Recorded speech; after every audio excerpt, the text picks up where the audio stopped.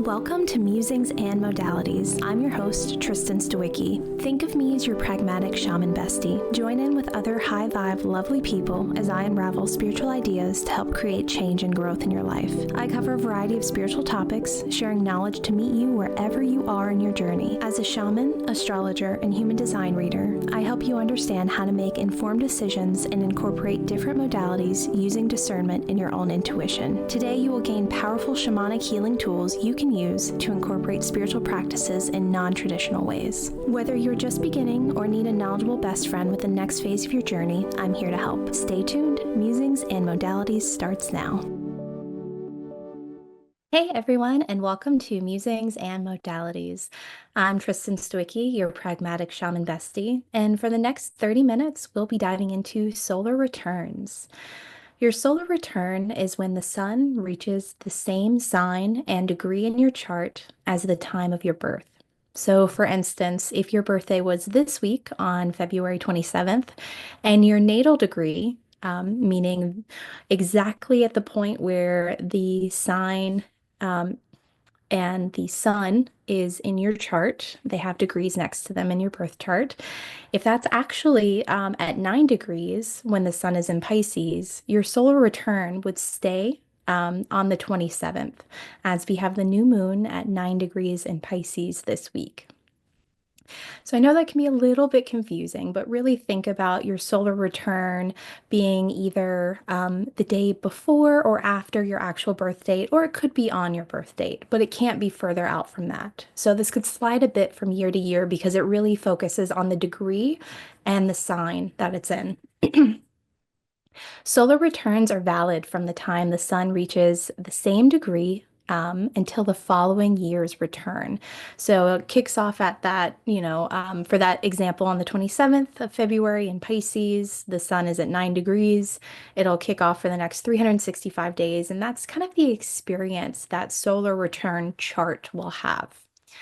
And the idea here is to really use that time, that 365 days, as a new year, and to really see what influence is coming through for you personally over that time.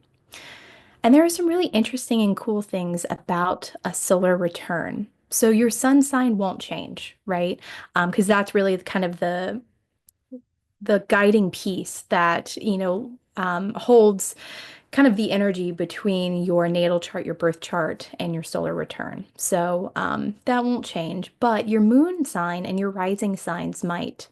And these, of course, don't replace your big three placements ever, right? So it's not like if you have specific placements and then there are some differences in your solar return for this year, you wouldn't change how you express, who you are. There's no fundamentals to yourself that's different. But there is an opportunity to take advantage of the solar return chart because it really highlights the major celestial influences that are coming for the next 365 days.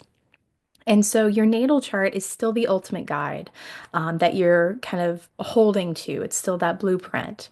And that solar return chart is really the influence of the next 4 seasons, the influence of the year, rather than the influence of a lifetime. Both natal charts and solar return charts use a birthday and time. But what's really fascinating and really, really cool about a solar return chart is the influence of location, right? And of course, with your birth chart, you need to know exactly where you were born, the exact location. But with the solar return chart, you actually use where you're spending your birthday. And so what's really cool about this is if you're planning for your birthday, you can actually put in different locations.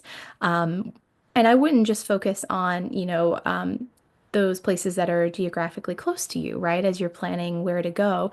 For instance, if you're in the United States looking in Europe or Asia, look at different continents to see kind of how the influence changes, which is really, really fascinating. And it likely won't have a ton of change. For instance, if you're on the East Coast of the United States and you're looking at, like a North Carolina versus a New York, there are probably some differences, but really it's those larger scale location changes where you can really see the influence overall, though it's all really fascinating and very cool.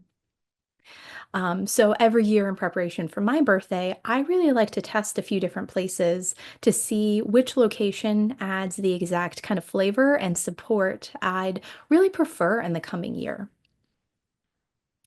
So I wanted to share the top 5 things I check for in solar return readings. I want to see first and foremost, and this is probably because I have a lot of Capricorn placements, but what are my influences in my second house and my midheaven? So I'm really looking at money, resources, career, what is the influence of the year? Does it feel like a supportive year or is it going to be a bit more challenging? Um, in general, my second house doesn't have planetary placements. And so when there are planetary placements in my solar return, I really want to make sure I have a connection with those planets, understand what the lesson could be, understand their influence, and how to make it as supportive as possible. And then next, I want to look at what influences are happening for partnerships and relationships under this time frame. Third, I want to see, has my big three changed?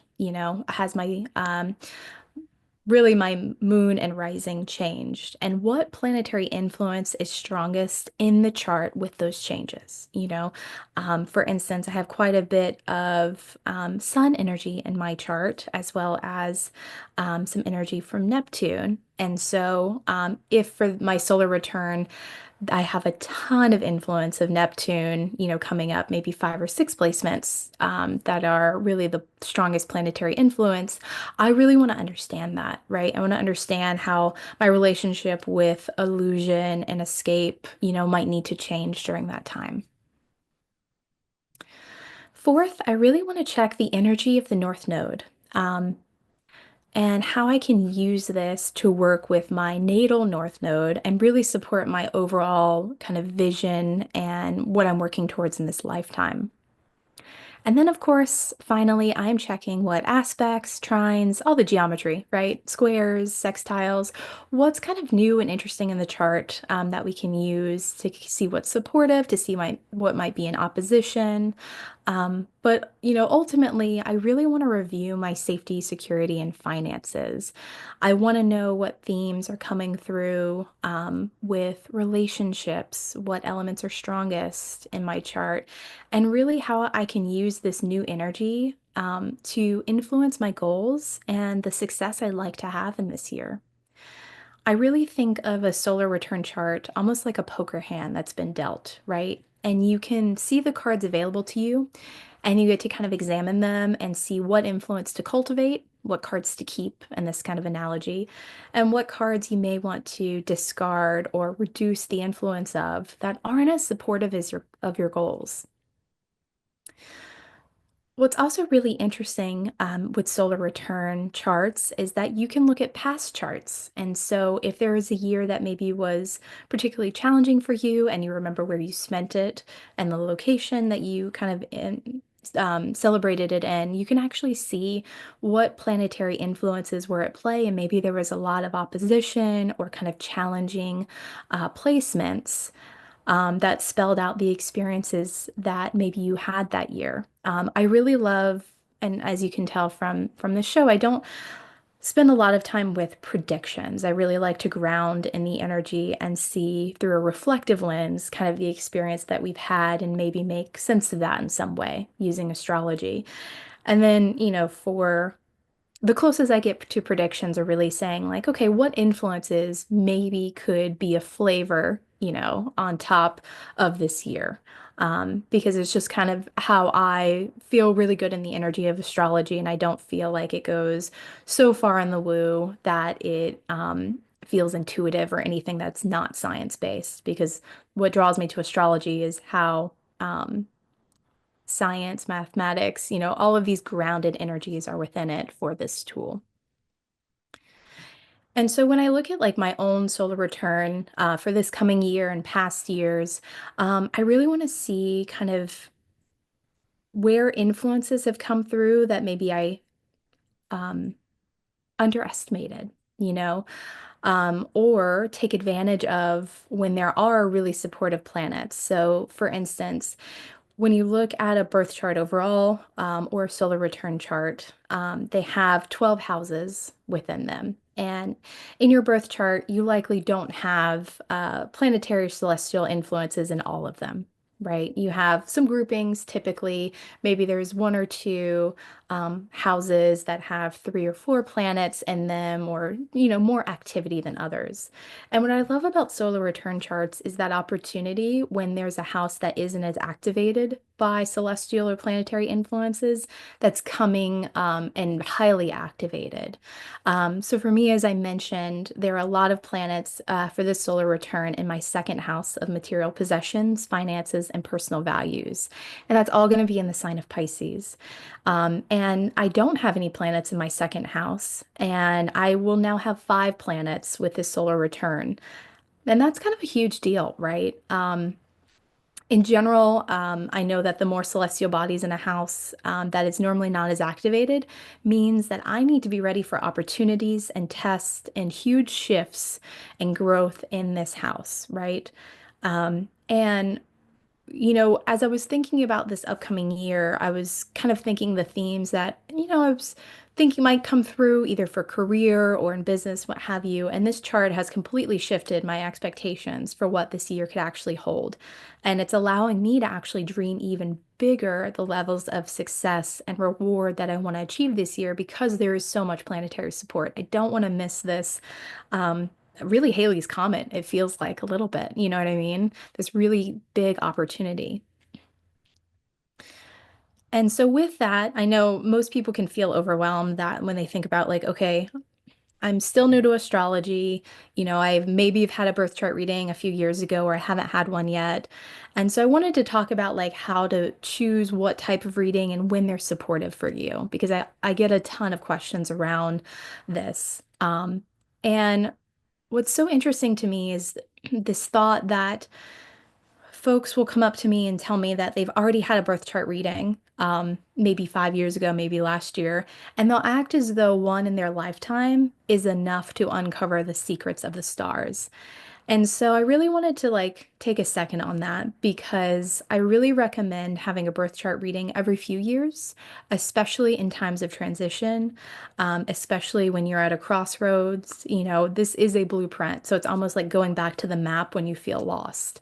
Um, and I say that because the way you receive the information in your chart will change. The astrologer you might be speaking to could be completely different. Not all astrology readers focus on the same elements of a chart. So each time you have someone read your chart, or perhaps even learn to read it yourself, you will glean different levels of information. Or you'll have different transits that impact you, right? We've talked in previous podcasts about how at pivotal years, at 36 and 54 in different years, there are going to be transits that come up that are going to make it more challenging, that will kind of redirect you. And you want to be prepared for that and understand where that's being activated in your chart. So for birth chart readings, I recommend going back to the map as you need to. Every few years. I definitely wouldn't go like longer than a decade. But for solar return readings, I do recommend that you either study your own chart or have a reading done every single year. There are a few different reasons for this, mostly because it's very easy to get swept in up in how long the days are, but how short the years can feel. And so it's really easy to kind of miss the energy that's coming up or not be prepared for it. And so that solar return chart is really just kind of like a backup for you. It's really just to say, okay, like as things come up to me, is this kind of aligned with the energy of my chart? Is this aligned with what I'm trying to achieve? Am I dreaming too small? Like those are all fascinating like questions to have, and it's really beautiful to actually have answers to that. Because you could have a solar return reading where it's like, actually, this year, kind of being introspective, having more of a quiet year will be more supportive. And, inversely, it could be you actually need to have a loud year. You need to show up, consistently. You need to, put yourself out there. This is the year. And so understanding how to kind of balance your energy and maybe what you need to let go of, to make space for that is really, really helpful. All right. So I wanted to switch gears a little bit and discuss astrology apps. I've done a few in-person events the past few weeks where I speak about astrology and offer mini readings. And it's pretty adorable, the types of conversations that will happen. I'll have people kind of openly share their big three, their sun, moon, and rising signs, and they'll kind of wait for a reaction from me. And my genuine reaction every time is one part of me is a bit bewildered, right? Because it's almost like they're sharing the first page of a book and asking my thoughts about it.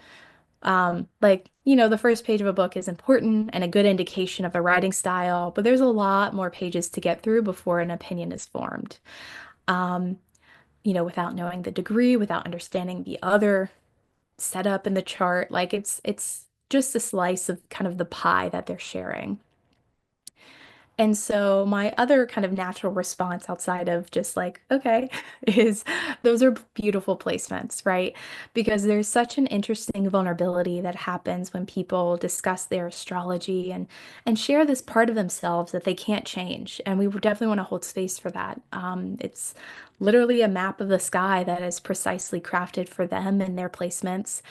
And overall, what they have, what their map looks like, is genuinely lovely, right? And beautiful, even if not every placement is outwardly supportive. And I say that because I'm seeing a lot more wounding in astrology come up for folks, especially when there's been a lot of different astrology resources like apps. Several conversations came up around apps near kind of my vending table as people were openly sharing. They don't find them helpful or encouraging. And it was really interesting because I would talk with them about either their placements or just astrology in general. And there was really a disconnect that I saw over, I don't know, 20 to 40 people where this came up, right? That even if they have their placements right in front of them, I'll open the app and try to like talk about it. There's that disconnect where you can tell they're not embodying or really understanding what their rising sign is or their Mercury placement. And it's all very surface and there's a lot of confusion. And that makes sense, right? That's not indicative of them or their understanding. It's just they're being told a few paragraphs about themselves and their experience, and it doesn't resonate with them. That's not helpful for most people to learn. And it also sounds like, it doesn't feel very authentic or true to them. Even if there are elements of truth in the interpretation, the delivery isn't a helpful kind of format. And this segment really isn't to vilify astrology apps, as I absolutely appreciate their place in the zeitgeist. And it's really been fabulous for folks to have all the necessary information for a reading on their phone.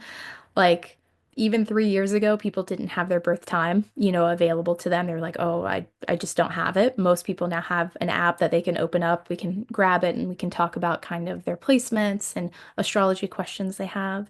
But I get really worried, especially with these recent kind of conversations I've been having, that people are experiencing astrology through social media and through apps and through this lens that's pretty narrow. And then they aren't actually seeing the full spectrum of how helpful and personalized astrology is. And so I want to say that because how the interpretation of a chart is communicated matters. And I feel it's just as important as the actual data in the chart, the actual interpretation of it, because you want to make sure that communication is clear and relatable. If, people aren't able to embody their chart, even just elements of it, then how helpful is it to them when they're trying to make decisions or just trying to have a better sense of themselves and, perhaps why they are the way that they are. All right. So, in preparation for um, the next few weeks, especially, I will be doing astrology reports for the next few upcoming podcasts, every single episode. And the reason for that is because there's a lot going on, and I want to make sure that the listeners feel supported and have an understanding as we go into all of these changes. So, on February 23rd, we had Mars retrograde in Cancer ending. And since October 4th of last year, the influence of Mars has really been affected by this transit. Mars rules over our motivation, our passion, our drive, and Mars retrograde cycles can take a really long time. And we'll be feeling this post-shadow drag until May 2nd, which is a minute, right? That's a long time. And Mars will actually be in the sign of Leo when that happens. However, the energy is already shifting. And with Mars being direct, even though it's going to finish out the post shadow in a few months, the energy is a lovely break from kind of really the push-pull we've all been having over the last few weeks to months, right? It feels like there was a bit of a pause from the breakneck speed we were all moving at, but it felt like a duck, right? Where we're just kind of under the surface, but we're not really getting anywhere. And now we'll be able to really redirect and refocus kind of our energy where it can have the most impact, which is really lovely.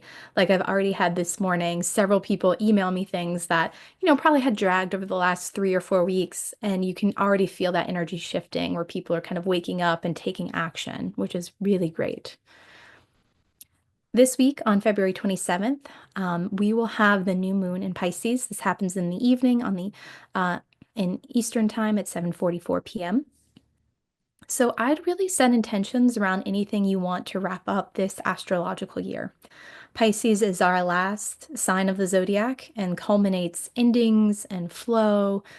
The focus is being in alignment and connection, right? Connection to the divine, connection to all beings.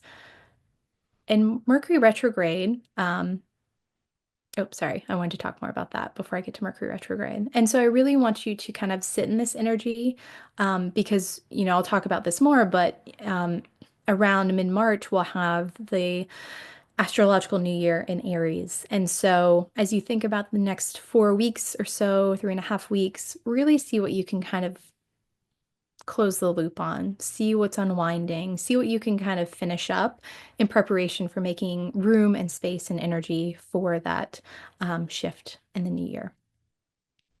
So Mercury retrograde will be in the pre-shadow phase on March 1st at 2:59 a.m. Eastern. And so typically the pre-shadow is almost a little worse than when it fully kind of goes retrograde. We'll have challenges with technology, electronics, and perhaps even electronics that are on their last legs may need to be replaced. Maybe things that were kind of limping along will eventually like need to be like put out to pasture, just because the energy of Pisces is so present in this retrograde as well.